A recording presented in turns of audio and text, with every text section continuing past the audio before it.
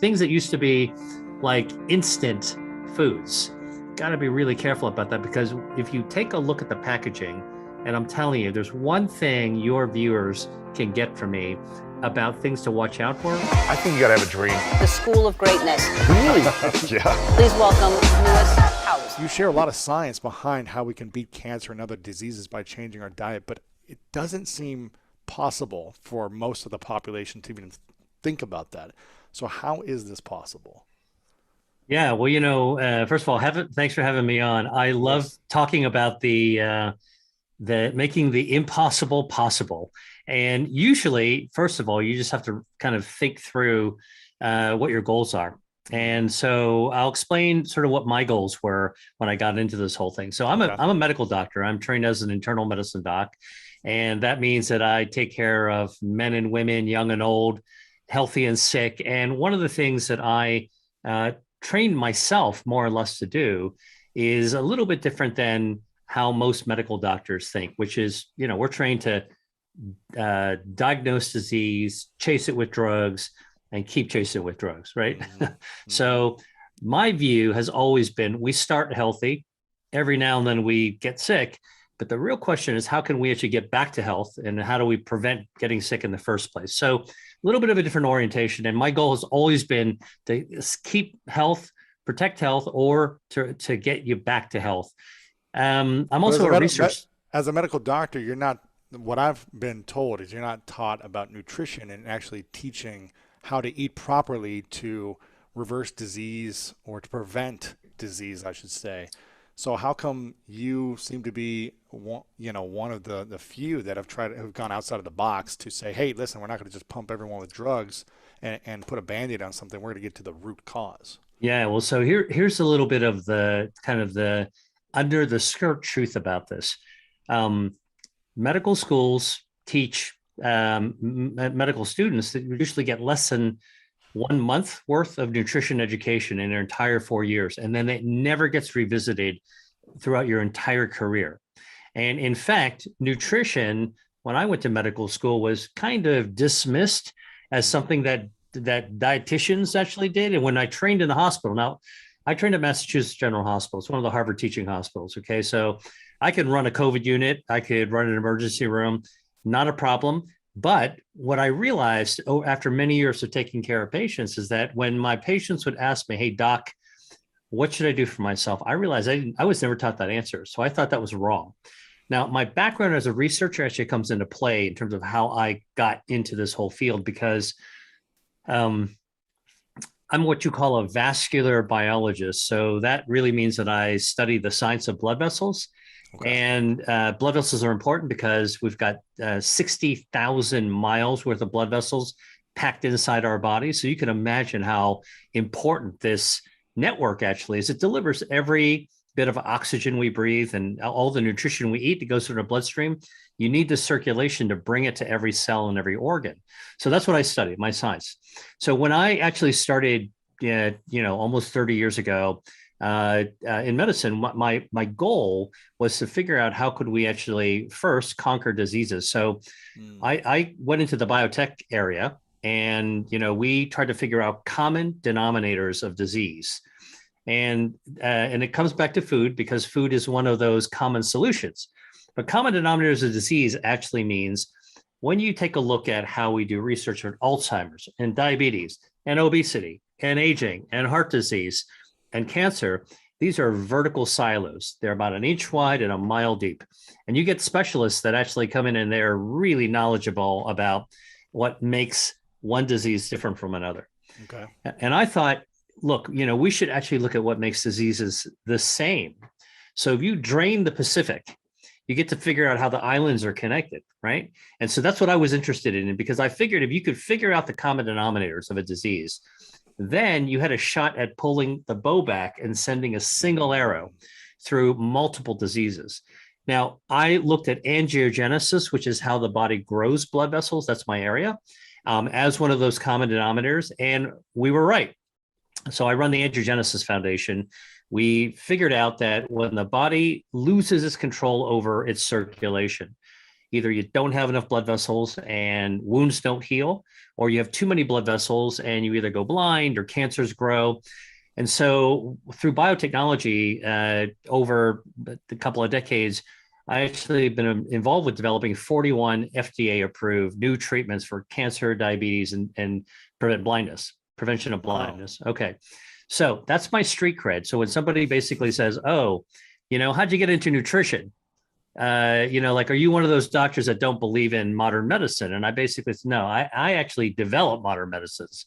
Right. But what I realized when I was actually working with my patients is that although we can actually come up with better, more sophisticated, more higher tech treatments for diseases these days, the fact of the matter is we should be preventing disease in the first place.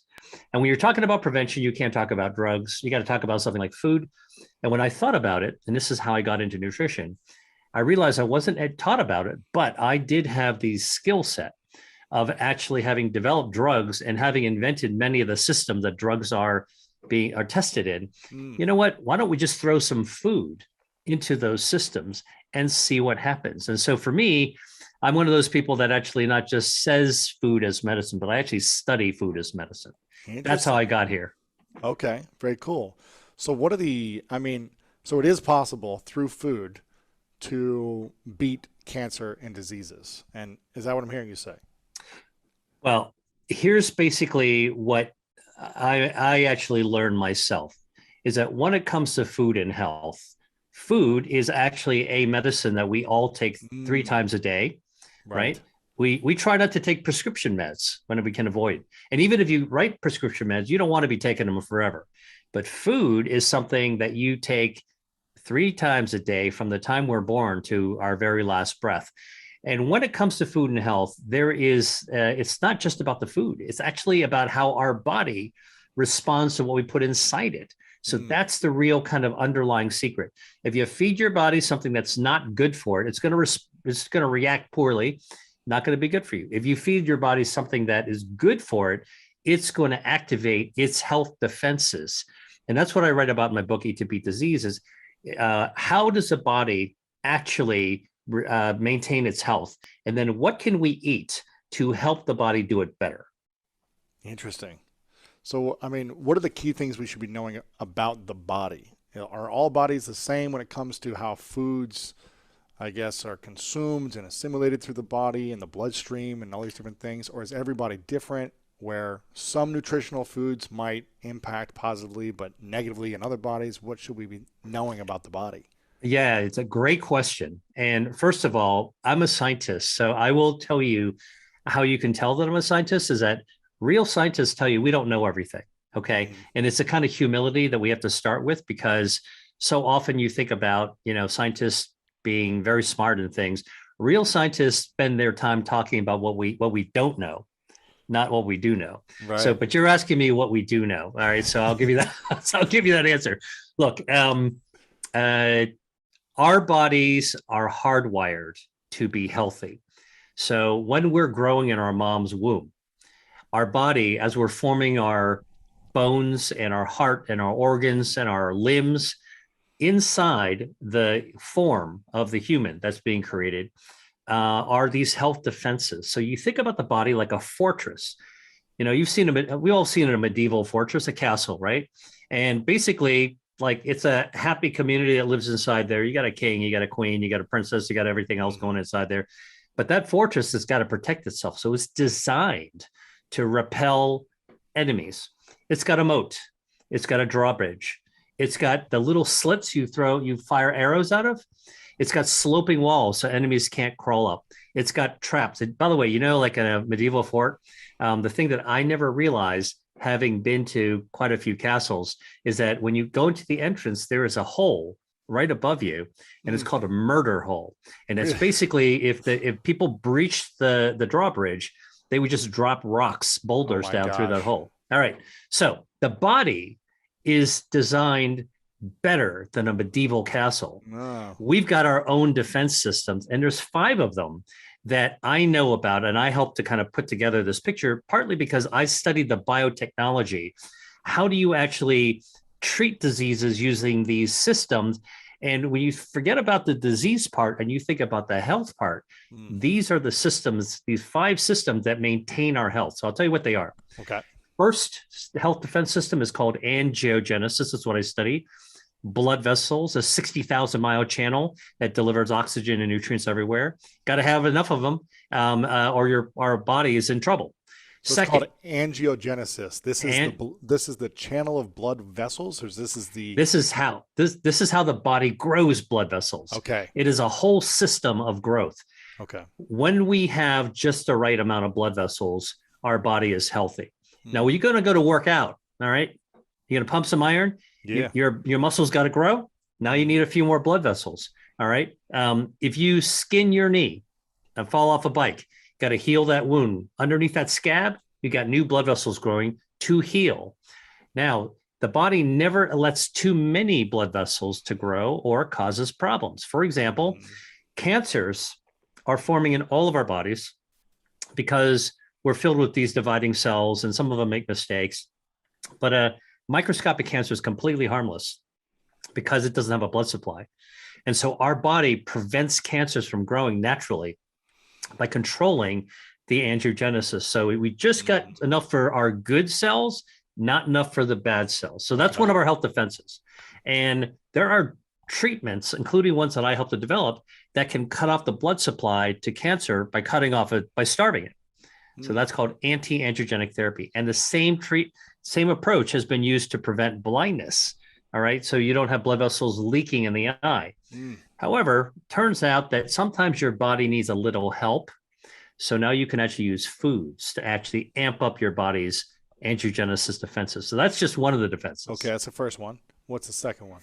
All right. Second one is our stem cells, right? So when we were kids, Louis, like our grade school teachers told us salamanders can regenerate, starfish can regenerate, but people can't regenerate, right? Wrong. You lose your hand, it's not going to grow back. Well, it turns out that people do regenerate. We can't regenerate that quickly, but we regenerate from the inside out. Like a lizard can regenerate like a limb or a tail, but we regenerate our organs continuously. Our lung regenerates, our liver regenerates. Okay. The lining of our mouth regenerates. If you've ever eaten a chip, all right, and scratched the inside of your mouth and it hurts, next day, all fixed, right? Because of regeneration. All right. Now, here's the thing. Turns out that the way we naturally regenerate is through stem cells, not the kind you go to a strip mall to have injected into your knee, but this is the kind that we're born with. Okay. Because, like when you and I were like sperm and egg meeting in our mom's womb and dividing, that's what we were. These are stem cells. We were all formed from these primitive cells that could be anything. It could be an eye, it could be a nose, it could be a heart. And they formed our whole body. And there's always some overage. Okay. And so you have more than you need to form into a person. And when we're born, about 750 million stem cells are left over, and they are packed up in a suitcase and stuffed into our bone marrow. All right. And so when we're born, even a little baby, inside their bone marrow, in this hollow of their bones, are 750 million stem cells, and they are stored there like like bullets in a bandolier, waiting for when they're needed, so that when we grow up and we need to be regenerated, you have too much to drink. Now your liver needs to be regenerated. You cut yourself. Now you need to actually heal that wound. These stem cells come flying out of our bone marrow like bees out of a hive. Wow. To regenerate us, renew us from the inside out. And there are biotech efforts that I've been a part of to try to grow new heart, grow new brain, regenerate nerves. Not ready for prime time yet, but it turns out that foods can coax these stem cells out of our bone marrow so we regenerate faster. Huh. Which foods? Well, this is the second one, but I'm curious which foods can help us. There are a number of them. I'll give you one right from the get-go, is dark chocolate. Oh, you're speaking my language now. Okay. So dark chocolate. Can you eat too much dark chocolate? That's the question. I have never seen anything about an overdose of cacao, but I will tell you that cacao has been shown to actually double the number of stem cells flowing in your bloodstream just by having 2 cups of hot chocolate made with 80% high flavanol chocolate, dark chocolate. Come on. Yeah, it's been done in people 60-year-olds with heart disease. So wait, what happens when you drink or you eat this dark chocolate? Okay. What happens? Yeah, the polyphenols in this dark chocolate that we know what they are. They're called proanthocyanidins. So I'm a scientist, so my job is to actually know what the inside chemicals actually are. These are Yes. natural chemicals. All right. Most people don't need to know that, but you drink it and it tastes good. That's all you need to know. But I'll tell you, these natural chemicals found in cacao actually trigger a reaction in your body so that they call out the stem cells. So it is literally like bees flying out of a hive, can double the number of stem cells. And what's the practical impact? Well, there was a study done at UCSF in San Francisco that looked at 60-year-old men with heart disease. So these are people whose blood vessels were already not doing so well, and their blood flow wasn't going so well either, and their blood vessels were kind of sick. That's kind of the definition of heart disease. Mm-hmm. By having the stem cells coming out, they were able to actually double the resiliency, the function of their blood vessels. So they got better rebound, they're better agility. Their blood vessels are in better shape because their stem cells are regenerating their circulation. Wow. So this is human studies, right? Like most of the time you hear about scientists talking about rats or mice or cells. I'm talking about human studies. And that's kind of where we are with food as medicine. It's not the kind of like the guesswork. Like we can do serious research to get down to exactly what's actually happening at the human level. So that's the second, health defense systems. Okay. Third one? Third one is our gut microbiome. Now, people have been talking about gut health and microbiome. It's almost like a buzzword these days. And people are saying, well, we can actually scoop your poop and we can actually measure your microbiome and we can tell you what you need to eat and what you don't need to eat.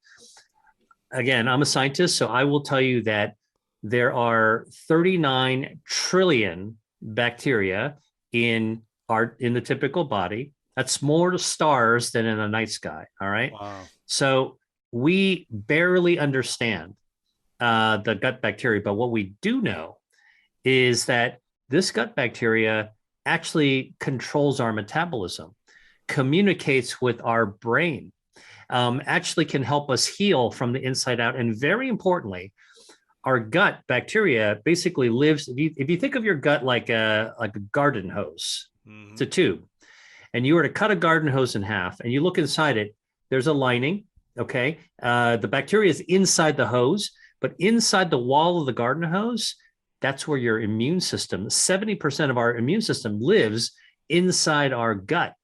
So our gut bacteria, 70%. So yeah. If you're feeding your gut a lot of bad foods, it's probably you're poisoning your immune system. You're preventing your gut bacteria. Now, I'll tell you what's interesting about the gut bacteria. Your gut bacteria talks to the immune system right through the walls of your gut. Immune system's in there, 70%, right? Like a jelly roll, like the jelly in a jelly roll, and the gut bacteria is inside. So think about like a college student in a freshman dorm. They are talking to their roommate by pounding on the wall, right? What do you want? What kind of pizza do you want? All right. And they can answer you. And that's basically what our gut bacteria says to our immune system. So we got to keep that gut healthy. By the way, interestingly, and I've done research on this, certain gut bacteria can actually signal to your brain. It's a gut brain axis and cause your brain to release social hormones. Wow. Okay. And can affect your mood.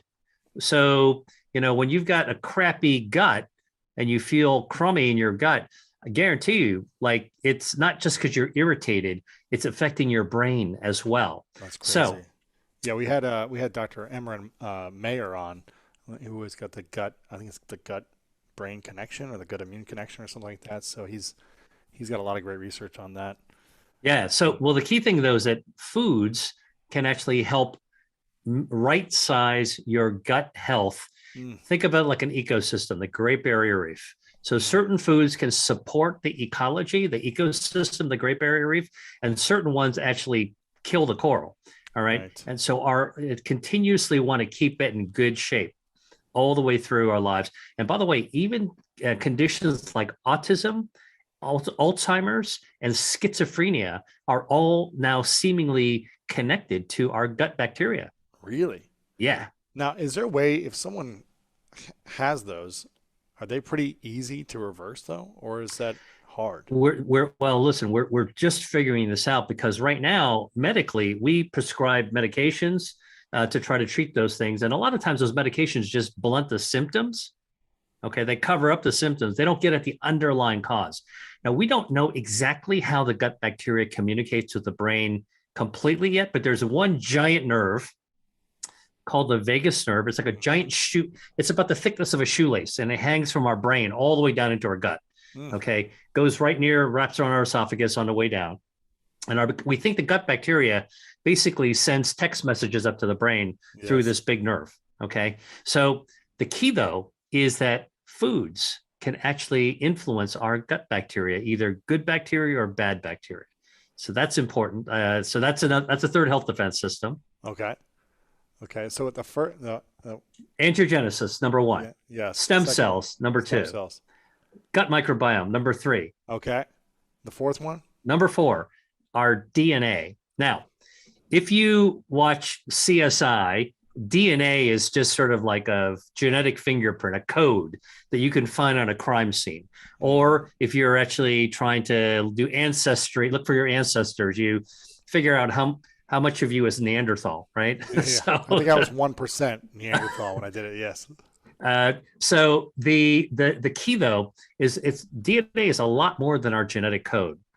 It actually protects us from the environment. Now, what do I mean by that?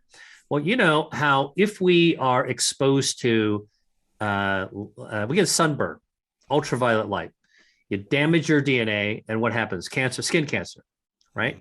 If you inhale lots of fumes from a chemical plant, it's going to actually damage your DNA in your lungs. You get lung cancer, right? But think about it. If you are in Los Angeles and you're driving on the I-10, or if you're actually just walking on a beach, you are actually getting ultraviolet radiation. So how come we don't get skin cancer all the time? Because our DNA is hardwired to fix itself from damage. And so the DNA is a protective mechanism from the environment. I always tell people, when you're pumping gas, if you still drive a gas vehicle as opposed to an EV, I always ask people, do you stand upwind or downwind? What do you do? Are you upwind or downwind? Do you know? I mean, upwind, right? So you're not getting the fumes in. Is that what you mean? Right. Yeah. Well, if you're standing downwind, you can smell the fumes. Yes. Right. And if you're smelling the fumes, you are poisoning the DNA in your lung. So how come we don't develop lung cancer after pumping gas? Because our DNA is hardwired to fix itself. And so our DNA is sort of like a self-defense mechanism against the environment. Radon from your basement, okay? Off-gassing from the new car you just got, or the Uber that you're riding in, or the furniture that you got, right? So this is this incredible defense mechanism against our environment. And then and foods can actually speed up the repair, help fix holes that are in our DNA. And then the other kind of pièce de résistance for our DNA's defense is that there's something called a telomere. I don't know if you've ever had anybody on your show talk about telomeres. Telomeres? Yeah. Yes. These are see if you're the longer the telomere, the longer you can live or something, or they can. Right. Well, I'll tell you basically what to remind your listeners and viewers, basically, if your DNA is like a shoelace, the telomere is like the little plastic cap at the end of the shoelace. And over time, that little cap kind of wears down, just like on a shoelace. And when that cap is gone, man, that your shoelace just falls apart. Yeah. And that's what happens to our DNA. So we need that cap. That's called the telomere. And it burns down like a life fuse. So, like Mission Impossible, like the fuse, right? So this thing is burning down. And when it burns down, that's it. Your cell's done.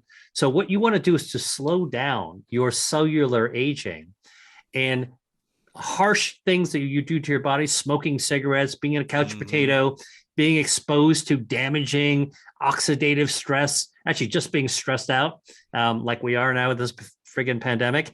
Those things all shorten our telomere. They burn the fuse faster. Stress. But foods can slow it down, and some foods can reverse it and lengthen the telomere, which is Wow. really cool from an aging perspective, right? What are those top three foods that help lengthen the telomeres?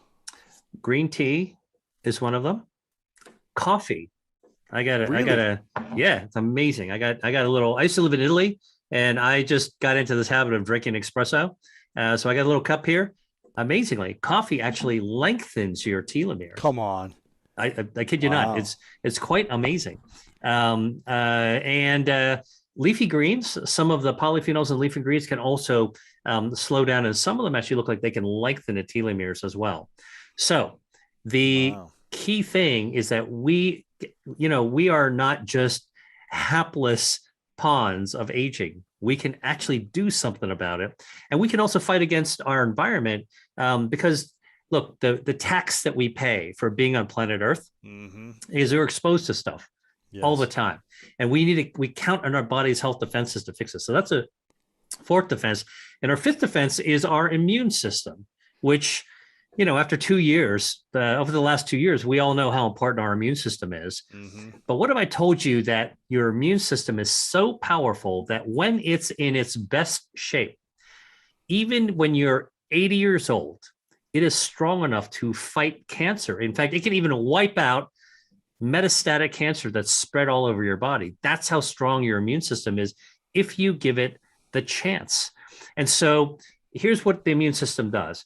It's like an army of super soldiers. So Rangers, SEALs, Marines, Special Forces. They've all got, these are all parts of the immune system, all cells of the immune system. And like the Special Forces, they've got their own weapons, their own training, their own tactics, but they all work together for, the collective good. And what happens is that when you've got good, strong defenses, you can fight off invaders from the outside, bacteria and viruses, for example. But it's not just outside invaders. You got inside invaders as well. And those little microscopic cancers are inside invaders. And so our immune system patrols our body, okay? Cops on a beat. And they're looking for things that don't look right.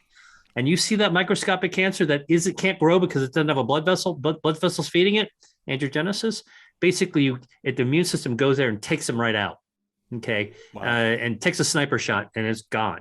And so that's why we got to protect our immune system. And there are lots of foods that can actually boost our immunity as well. What would be those top three that boost the immune system? Blueberries are a food that definitely boosts the immune system. It's in young people as well as older people. They boost the natural killer cells, which is really cool. Broccoli sprouts can boost our immune system. Now, these are the 3 day old. Sprouts. These are like the 3 day old sprouts, right? Okay. Okay. I mean, okay. Here's something most people don't know. The big broccoli that when we eat broccoli, we really, our moms told us to eat the treetops, right? They're all the same. You go to the freezer section of a grocery store and you buy some frozen broccoli, and they all look the same. They're all the same size. That's not really what broccoli looks like. If you go to the farmer's market and you see a real broccoli, is this gigantic stem with a little bit of treetop. Okay. Right. So what's in a broccoli? It's called sulforaphanes. And that's what gives broccoli that unique taste of broccoli. It's a little sulfurous. Okay. So you got to put a little olive oil, a little bit of garlic, you can saute it up. Okay. Yeah. So the sulforaphanes, we've done research now looking at what's in the treetops. And it turns out that these sulforaphanes can starve cancer, anti-angiogenic, Really? help your body cut off the blood supply to cancer. Broccoli treetops have it. But guess what? The stalk of the broccoli has twice as much of the good stuff than the treetops. Eat the stalks. Eat the stalks. So, man, like if you don't want to saute the stalks, like a lot of cultures will just cut the stalks and saute them. Stick it in a blender. You can make it into a smoothie or make a soup out of it. And so there's a lot of good things you can do. Put a little broccoli stem, little oregano powder. You can do light it right up, a little turmeric. It'll be really good smoothie or a soup. However, here's the thing. So imagine this adult broccoli having these sulforaphanes. Well, it turns out that these big broccoli plants used to be sprouts. And the sprouts pretty much were sprouted from the seed with all the sulforaphanes it's ever going to have. All right. So when it gets bigger, it just gets distributed with the stalk closer to the ground having more of it, of course. But the broccoli sprouts have 100 times more Wow. of the sulforaphanes, the good stuff, as a grown-up broccoli. So sprouts, broccoli sprouts. Now, studies have been done to show that if you give people a flu shot, people in the winter should get a flu shot so you don't get the flu. All right. Just go to your drugstore to get one. Turns out that if you they did a study looking at people getting the flu shot, and they gave half the people a little shake made with broccoli sprouts, and the other group just got a placebo. And the people who got the broccoli sprout shake and the flu shot, their beneficial response of their immune system is 22 times higher. Huh. Like it totally rocked if they actually had a broccoli sprout shake. So that's not food versus medicine. That is food and medicine, which is really cool, right? Interesting. So we never want to throw out, we don't want to throw out the baby with the bathwater. We want to figure out how to make everything go work even better. Absolutely. Wow, this is fascinating. Okay, so I'm curious because you talked about this process where all these diseases or cancers seem to have this thing in common, right? These heightened blood cells. Is that what it is, or too many blood cells? Too many blood vessels. Too many blood vessels that are feeding the cancer. They're feeding the cancer. So I'm curious. Do you know, is there a specific cancer or disease that's easier to reverse? Okay. So let's take a look at what we know from the cancer treatment perspective. So I work in this area, and I've been involved with helping treat cancer patients. So we do know that there is a new type of medicine that's not chemo, that if you they're called anti-angiogenesis. So they cut off the blood supply feeding the big cancers. By the time, so here's a research experiment that was done a couple of decades ago in the lab that I worked in.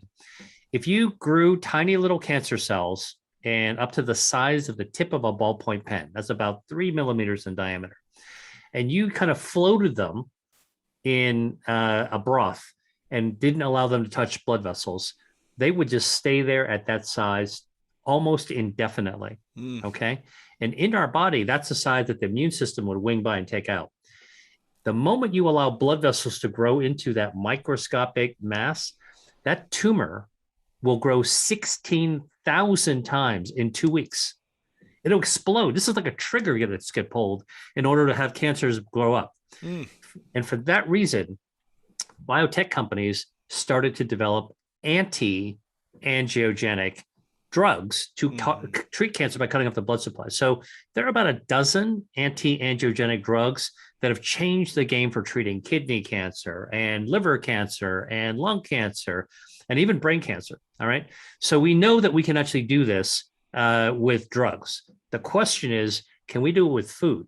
Not so much when cancer is out of the barn, horses out of the barn, but what about prevention? What are foods that can prevent cancer? Well, it turns out that 2 apples a day actually can lower the rate of lung cancer and colon cancer. Why? Because there are natural substances in apples like quercetin. That's one of the natural chemicals that actually are naturally anti-angiogenic. Green tea actually has been lowered risk of colorectal cancer. Okay. Particularly in women. And what's in a cup of green tea are these polyphenols, e.g. CG. And when you drink it, it gets in your bloodstream. Why? Because the blood vessels are carrying it. And now your blood vessels loaded with this cancer-starving stuff. These little tumors don't have a chance. Wow. Yeah. Okay. Is it the same as eating 2 apples a day and eating these specific foods as it would be just putting all those ingredients in a supplement and taking the supplement? Would that work just as well? To have like the super supplement that is just the killer of all cancer and diseases, of all these different nutrients? Well, look, I'm a researcher, and I've been involved with drug development. And so if it were that easy, it would have been done a while ago. Right. But I can tell you that what I tell people is that the whole food is always going to be a little bit better for the following reason. Number one, for a supplement, you reduce it to a couple of different elements, that you try to pack into a capsule. The whole food, man, it's got hundreds, if not thousands of natural goodies and chemicals, including like an apple's got the skin, it's got ursolic acid, it's got fiber, which feeds your gut microbiome, it's got quercetin, which cuts out the blood supply. So you're getting all that in there, compared to just one thing you try to pack into a little capsule. That said, supplements are useful, and I'm involved with designing and developing supplements as well. What we want to do, supplements, the term means topping off, right? So you're supplementing, you're not replacing. And this is what, like what you were just asking, Lewis, is so important. Like, can we just not bother eating and just have a supplement? No, man, like you should be eating because you enjoy food. It's good for us. It brings people together. It tells us something about our traditions, our culture, our family, our community. Everybody's from someplace. Everybody's got something that they love to eat. And of that list, there's some good stuff in it. And so we should really lean forward. So that's the other thing that's a little bit different from me, that compared to a lot of other doctors that tell people what not to eat. I try to tell people what you should add to your life, not that what you should take away. Plenty of people can tell you what to take away. Right. I'm telling you what to add, and we should add foods that activate your health defenses, and supplements can be useful to top things off. Got it. I've been told many times that inflammation is also a big, I guess, warning sign for diseases and cancers. And the more inflammation, the more your body is less capable of defending itself, and its immune system is weaker, is what I've been told. What would you say are the best ways to reduce inflammation in the body quickly? Is it through food? Is it through medicine? Is it through fasting?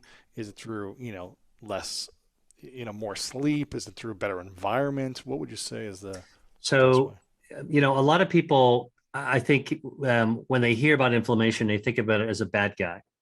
And what I want to tell you is that inflammation is normal, and it's just part of our immune system. So when you actually have a bacteria or a virus invading your body, let's say you get a cold, your immune system sets up a little bit of inflammation in your nose, okay, which is why we have a stuffy nose, a runny nose, and then it tackles the invader right then and there, and then hopefully that's all that matters. And by the way, another sure sign of inflammation is if you cut yourself in the kitchen, and you see that little cut will pretty quickly swell up, turn red and swell up. Inflammation, that's your immune system trying to tackle all the bacteria that might be trying to get into your skin. Inflammation is good, but it goes up to protect you, and then it comes right down. I call it like the volume switch in a car radio. Like, you get in a car, you want to hear some tunes, you got to turn it on. But what the problem with inflammation is when it doesn't go back down, it keeps on going more. It's chronic, and it keeps on going up. And that's like getting in your car and having a passenger, turn up that volume and keep cranking that volume. And you're like, hey man, turn that thing down, right? Doesn't go down, and you just can't go on. Right. And that's what happens inside your body. So what are some of the different ways to actually deal with that? Well, the first thing to do is think about lifestyle, because we can actually give anti-inflammatories. I could tell you to go out to take some Motrin, Tylenol, whatever. That'll take down your inflammation. But actually, there are ways of actually doing it. If you actually just, if you stopped and just calmed yourself and did some breaths and start to meditate, your body's inflammation will start to calm down. Okay. If you actually got a good night's sleep, your body will the inflammation will start to calm down. It's kind of like, everything is going crazy. Just let the thing settle a little bit. So that's your inflammation settling down. Now, there are foods that have a lot of anti-inflammatory properties that can be very helpful. So for example, cranberries have a lot of anti-inflammatory polyphenols. Chocolate even also has anti-inflammatory properties. Vitamin C is pretty anti-inflammatory. Strawberries, guava, red bell peppers, all really good, really good. I think that the other thing to think about is lots of fruits and vegetables, lots of fruits in particular, have anti-inflammatory properties. So the key about inflammation is that you don't want to get rid of it altogether. Okay. Like if you got pumped up on steroids, it would shut down your inflammation. You might get infected, because you don't have any inflammation. You want your body to get its set point. You want to get back to balance. So I think that, there's lifestyle, there's diet, foods you can choose, there's sleep. All these things can actually help to calm inflammation. It's not a single on and off switch. I'm curious, what would you say are the most harmful foods then? If you said here are 3 foods that we should be eliminating, what would be those most harmful foods that cause the spike in inflammation consistently and causes a lot of these other diseases and cancerous cells to occur? Right. Well, I'll tell you 3 foods that actually harm the body's health defenses, and including the immune system by ratcheting it up inflammation and then lowering the defensive properties, but also harm your DNA, also harm your microbiome, also blunt and stun your stem cells, and also wreck your body's ability to control its blood supply. So it's a lot worse than simply causing triggering inflammation. And by the way, that's the whole point, right? Like, we try to take the silver bullet approach to everything. Let's match this with match that. What I'm telling you is that the body is this system. Yes. So either you introduce something good to it, and you'll probably light up a lot of good systems. And if you put something bad to it, you'll probably trash a lot of it, right? Okay, so what are some 3 foods that actually we know can trash your body's health defenses? One is soda. So sugar sweetened beverages like soda. All right. So, the favorite ones. It's tough, right? Because I wish I could go back to my younger self and say, put down the 8 cans of Dr. Pepper a day, when you're like 8 years old. Man. Well, I'm telling you, like, this is one thing that I always try to coach people on. If you really, really love sodas, okay, try to come off it, just by going down 1 can a day, because most people drink multiple cans. Go down 1 can a day and get to as low as you can, because the added sugar actually overloads your body, your body's ability to be able to handle the sugar. And then it makes you inflamed just by the nature of the sugar. Eventually, I cut out soda years ago. I mean, maybe I have it once in a couple months or something for like a treat, but it used to be almost an addiction probably for how much I drank it growing up as a kid. In the summers, you're just drinking it nonstop, like water. But then when I learned about nutrition more, when I was playing sports and realizing this is making me tired, it's not quenching my thirst, that's when I said, oh, okay, I need more of a competitive edge, and kind of cut it out of my life. So, well, not only does soda, actually the sugar in soda, cause inflammation, it really wrecks your microbiome, your gut bacteria as well. Your gut bacteria just can't tolerate that much sugar. Yeah. Okay. And then guess what? And then, you say, well, wait a minute. That's why we have diet soda, right? Turns out that those artificial sweeteners in soda screw your microbiome, your gut bacteria, even more. Ooh, more than regular can of soda. More than a regular can of soda. Come on. So if it says 0 sugar and it's a soda or a pop, you're saying that could be more harmful than just for your gut microbiome. Gotcha. Right? Because the 0 sugar is actually to prevent glucose spikes in your body. But in point of fact, it actually wrecks your gut microbiome. And remember what I told you, that gut microbiome communicates your brain, communicates your immune system, communicates your healing systems. That is not a system you want to screw with. And so that's why, I try to tell people, you really got to watch out for those artificial sweeteners. They do some bad things. So that's one thing. So what are the best, before you go to the next thing, what are the best sweeteners we should be looking for when we're adding something into food, or we see it on the packaging? Sure. Well, natural sugars in fruits and vegetables, people go, well, I don't want any sugar in them, but what about in a peach? There's nothing better than a summer peach to me.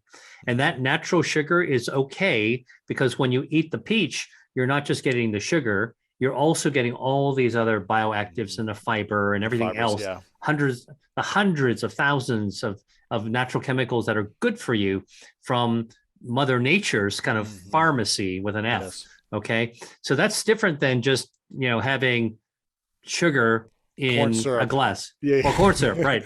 High fructose corn syrup, not good for you. Maple syrup, a good way to sweeten. Okay. Honey is also a good way to sweeten as well. Monk fruit is actually a really, really sweet tasting gourd. That's a shell that is also a decent sweetener. Stevia, actually pretty powerful sweetener. I've been doing some research on it. I haven't been able to find anything wrong with it. But for people that are looking at stevia, be very careful. Pick up that package and look at the side of the box and read what's on there, because a lot of things that are called stevia actually have a lot of other things added to it. Okay. So you want to get the pure stuff. I always tell, if it's in a box, look at what's inside it before you buy it. There you go. Okay, so soda and pop is the number one thing that is one of the worst things you could be eating, or the things that could cause more disease and cancers in your body. Okay, that's number one. Number two, processed meats. Now, all of us that were kids grew up, at the eating deli meats, the ham, and turkey and the ham, right? I mean, like that's basically you. What did your mom? What did your mom pack in your lunch bag, right? Yeah, exactly. Okay. Well, that's a relic of the 1950s, of this sort of ultra processed foods that are everywhere, laden with chemicals. That's not what we want to be doing. Now, I have to say, it doesn't mean categorically that hams or sausages are bad for you, because if you go to Italy, or if you go to places in Asia or Latin America where they create dried meats kind of the old way, they're not putting chemicals in there and they're not manipulating it. But here, where you go to the deli counter and, take a look at that deli meat. Like that's not, meat doesn't come like that. Okay. Yeah, exactly. So here's the thing. Processed meats are actually classified by the World Health Organization as a carcinogen, and linked to the causation of cancer. You got to eat a lot of it, but a lot of people actually eat. I mean, how many hoagies or subs? Yeah, right. Wow. And I got to say, like when I was growing up as a kid, I loved those kind of like fancy kind of like the deli meats and stuff like Absolutely. that. Totally not good for you. So.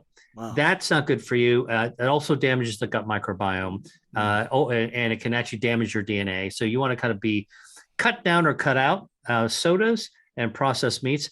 And then the other thing is really a category, and I call these ultra processed foods. So things that are in a box or in a can that, like are instant this, or, scoop it out and eat it quick. I don't want to name any particular products. I don't want to call any products out, but I think we all know the stuff, a lot of stuff we grew up with and were advertised on television to kids, right. The frosted this, the pop that, the things that use they're like the TV dinners, like things that used to be like instant foods. Got to be really careful about that, because if you take a look at the packaging, and I'm telling you, there's one thing your viewers can get from me about things to watch out for. Whatever you buy, pick it up, if it's in a box or in a can, and look on the side. Don't look just at the label. Look at the name of it. Look at the side and see if you recognize the ingredients. If you start, start losing track and you can't pronounce and you don't know what most of that stuff is, it's an ultra processed food that harms your DNA. That lowers your immunity, that screws up your gut microbiome, it impairs angiogenesis.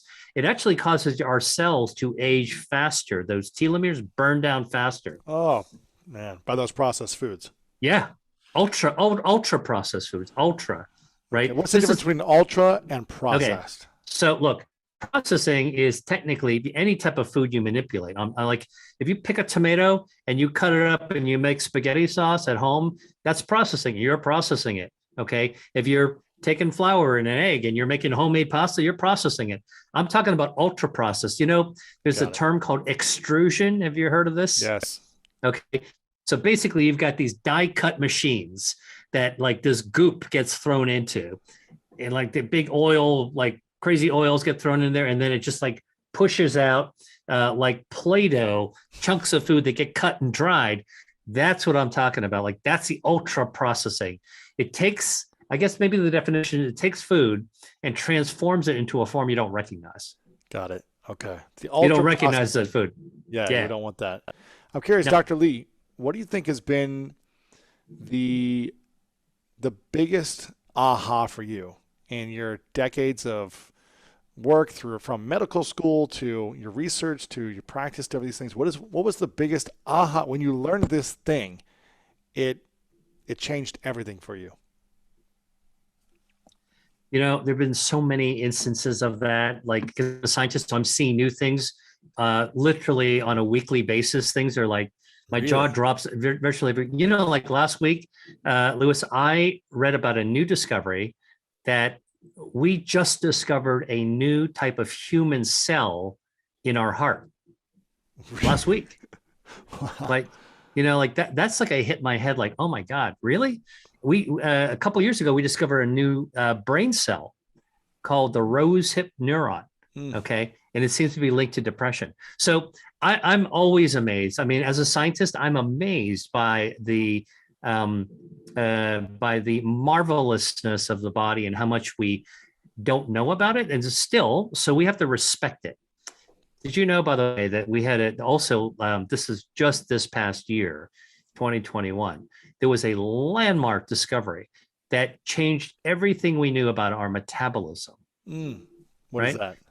Well, so everybody says that, you know, like when you're a teenager, you're growing tall. You got a and high you're metabolism. You're just high burning metab- calories. right? Okay, totally wrong. Metabolism's going down when you're a teen. Okay, and then people say when you're in your 20s or 30s, you know, and you're starting to gain weight and getting out of shape, and they're like, man, my metabolism is slowing down. And then some people basically say that you know, I was unlucky because Mhm. I was born with a bad metabolism. Look at my sister or look at my cousin. She's rail thin. She's so lucky she's got a Right. fast metabolism, Right. right? All that has been upended completely. It turns out that all humans go through only 4 phases of metabolism in their whole Ooh. life. Tell me. Okay. I'm going to show you this because it's actually right here on my You desk. got a chart. You got a graph. You got a chart. No, I got a paper. This baby right here. It's in a journal of science. Okay.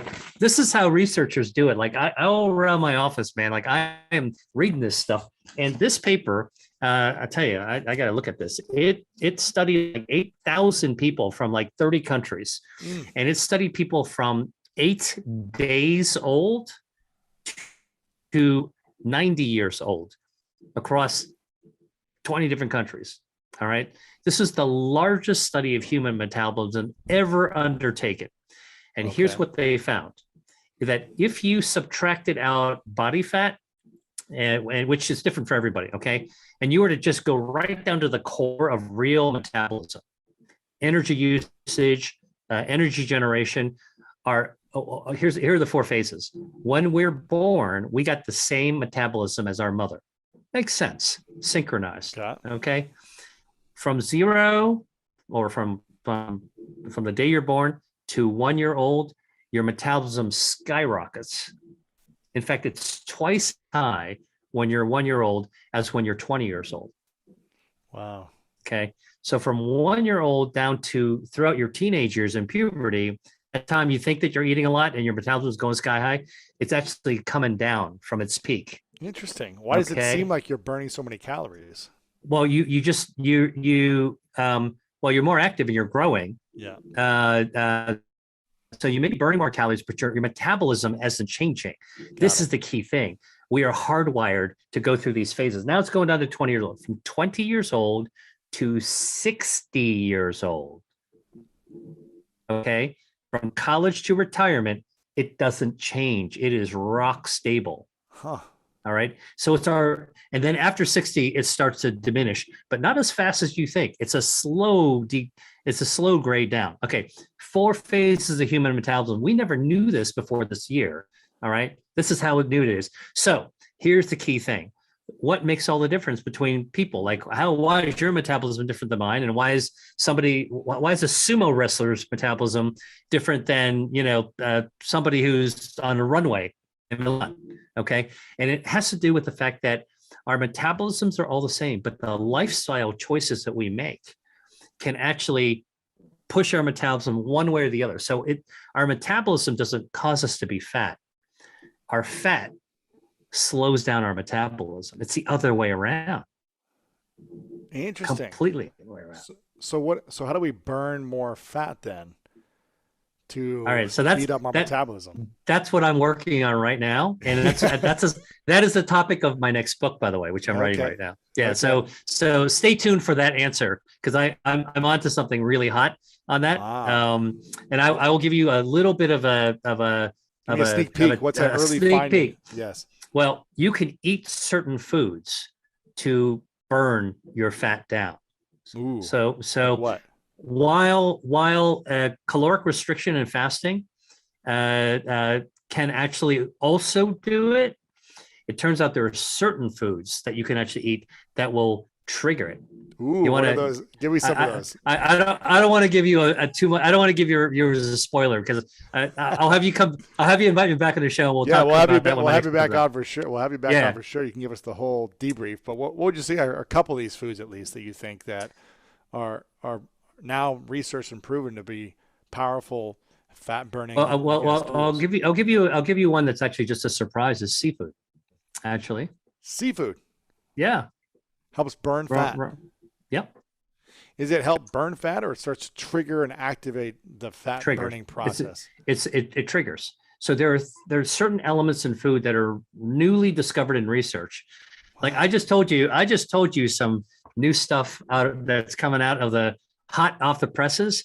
But I can tell you, like this is what I do. The research that if I told you about research about biotech developments, it may not actually mean anything to you for 10 years, maybe never. Okay. But when there's research about food or about your health, a lot of times there's stuff that has immediacy. You can put it to use right away.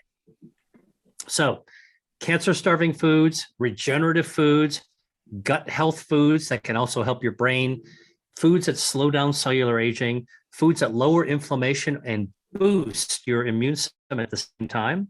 That's what I'm talking about, because the power of healing rests inside our body, and healthcare is not something that we need to rely on when we go to the doctor's office, right?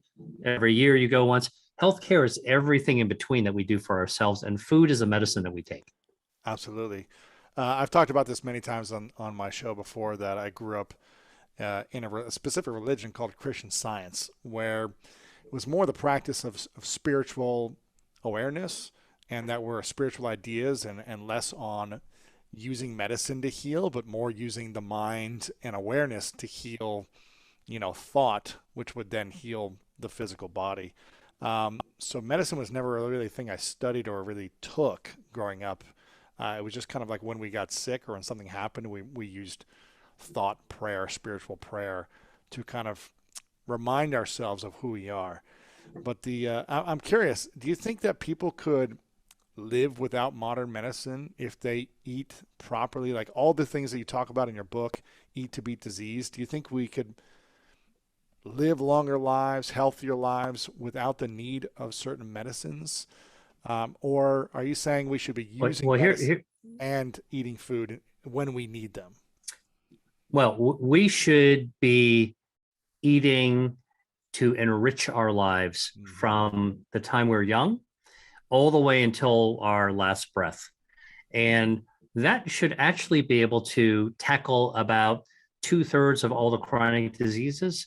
And by the way, about 1/3 of all cancers are thought to be due to diet and lifestyle. 1/3 of cancers. All right. We ought to be able to dodge. But you got to start early, right? I mean, this is not one of these things where I've been smoking my whole life and now I'm going to actually turn over a new leaf. It's never too late to quit, by the way. However, the fact of the matter is that, so you grew up, as in the Christian Science framework, which you're in the Boston area, so that's where the hub is. The Mother Church is in Boston. Yes, it's amazing. It's an amazing place, a really spectacular place to visit, and a very special place actually. But I will tell you that the idea of having formative years groomed in a healthy mindset, yes, which is I think what you're talking about, yes, is so important, so that if you've got kids and if you're involved with teaching, And if you're involved with a business where you can actually impact on kids, think about the impact that you have now could actually influence their health 30, 40, 50, 60 years from now. And that to me is a big responsibility. It's a giant opportunity to make a better society. That's beautiful.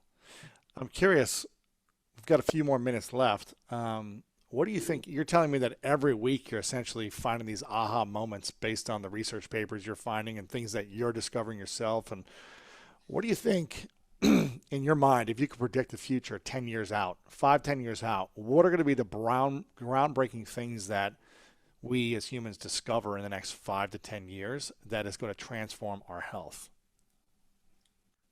Wow.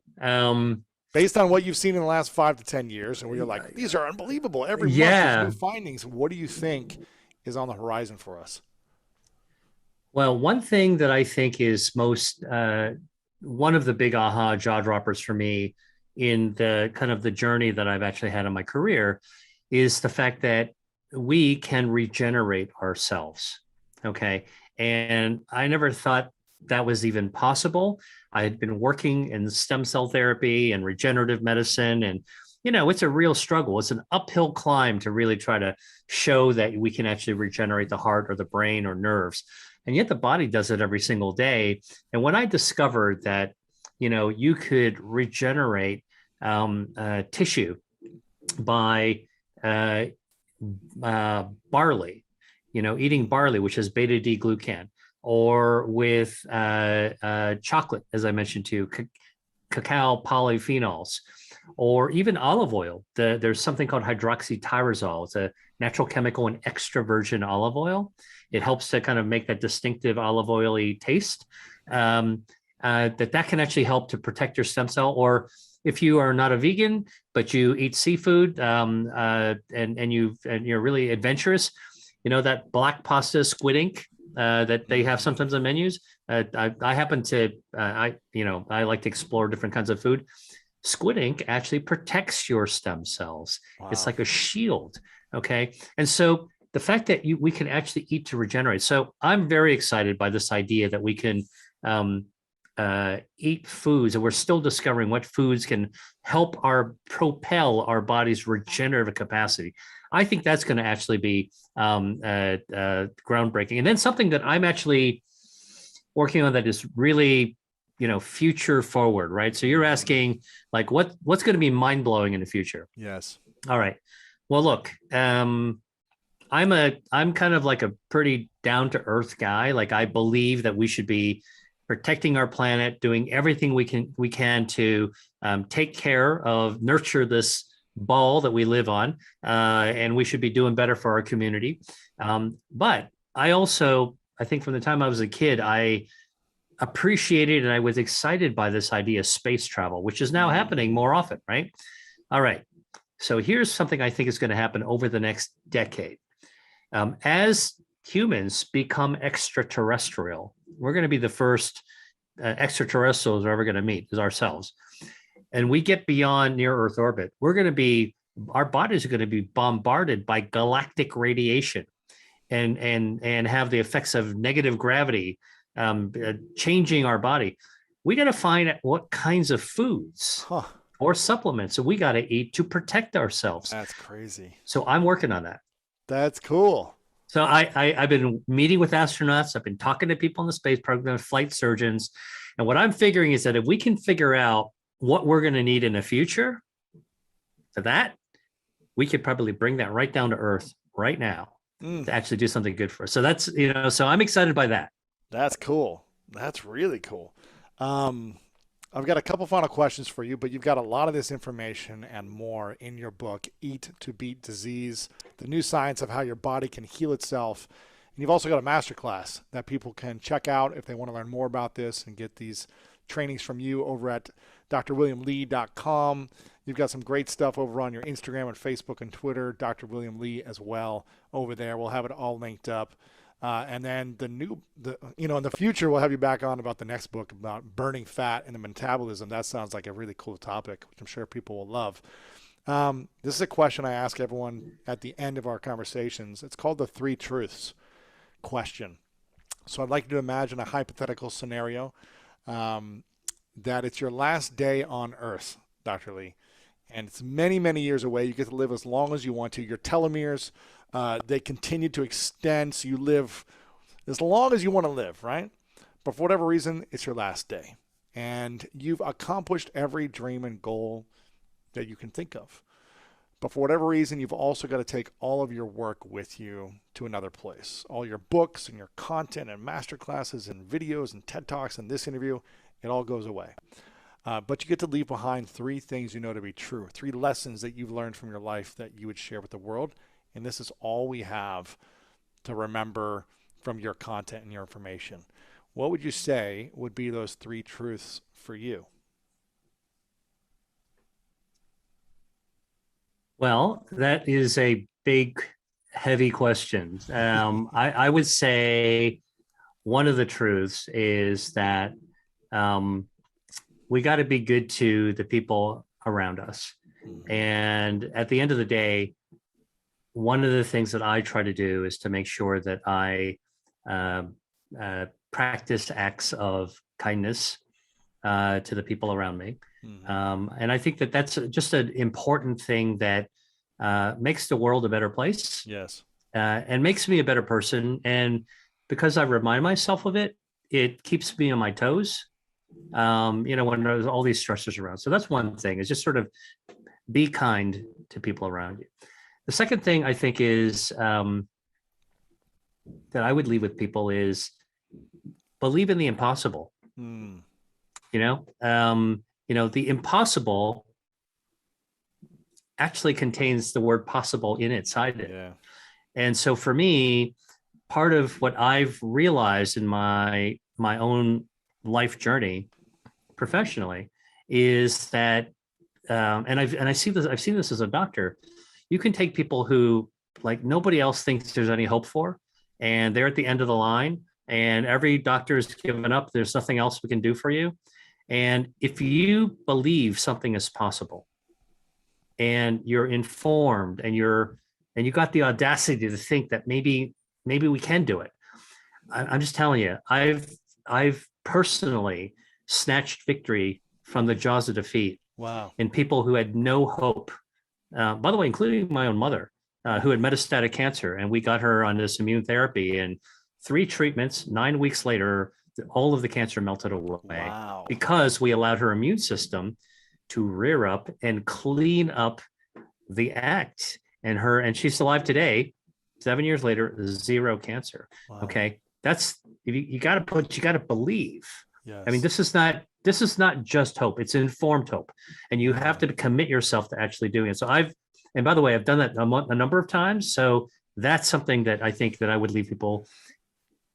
You believe, just remember that you can convert the impossible into the possible. And then the third thing I think is that I believe as a truth is that science leads the way. And it's going to take us to the future.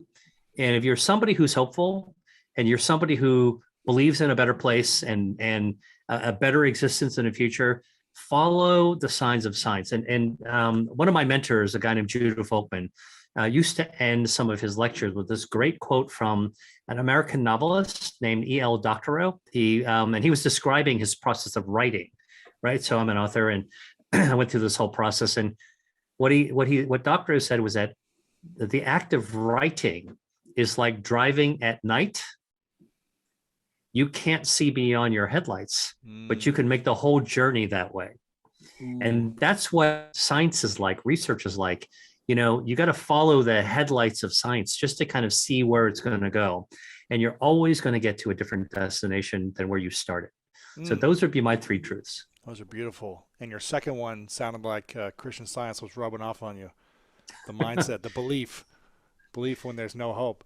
Dr. Lee, I want to acknowledge you for a moment before I ask the final question for your continued trust and faith in directing your headlights in a certain way without seeing too far ahead of them, and being consistent with that for many decades, and finding these solutions to help us heal the body, help us heal the different causes of inflammation and disease and cancerous things with your research. So I really acknowledge you for your consistency on this. And I'm just grateful that you continue to put it out there in ways that we can consume it. You know, a lot of this science and research seems overwhelming. You're holding up the research paper where I'm like, I don't know how to read this stuff, but your ability to translate that into tangible, bite-sized information for us to start taking those actions is really powerful. So I acknowledge you for all that you do to communicate this wisdom. And my final question is, what is your definition of greatness? Wow. You're like the college professor that gives all these extra credit questions. Right.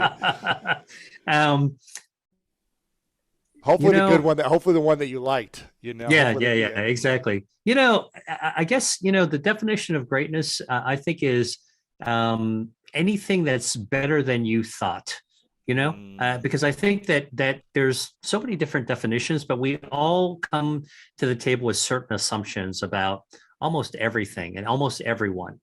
And to me, great is anything better than what you expect.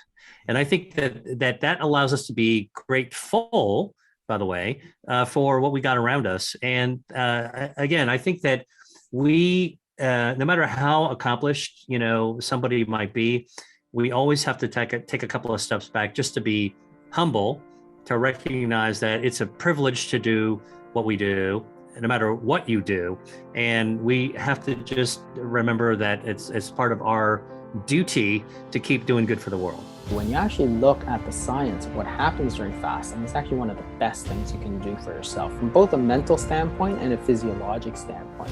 Assuming, of course, you're not malnourished, right? I mean, I'm assuming if you're the average American who's, 10, 20, 30 pounds overweight, then this is something that actually has a lot of benefit.